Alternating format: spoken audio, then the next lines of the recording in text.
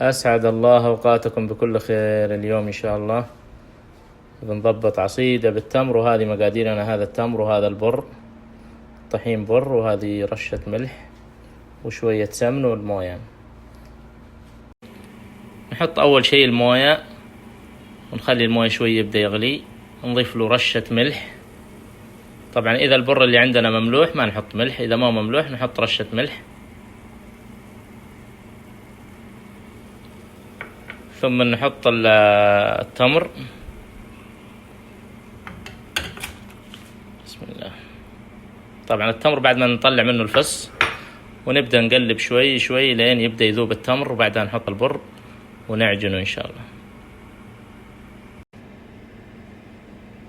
نبدأ نحرك التمر مع الموية إلى أن يبدأ يذوب التمر شوية، وبعدها نحط له شوية سمن، ثم نضيف البر ونبدأ نعجن على طول بدون توقف إلى أن تستوي العصيدة.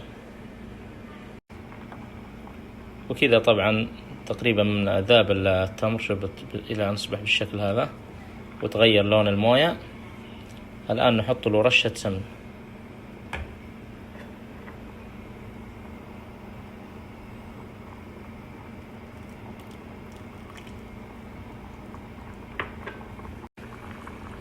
الآن نحط البر على مراحل ونحرك تحريك سريع عشان ما تطلع حبيبات في العصيدة، يعني نحط البر مع التحريك.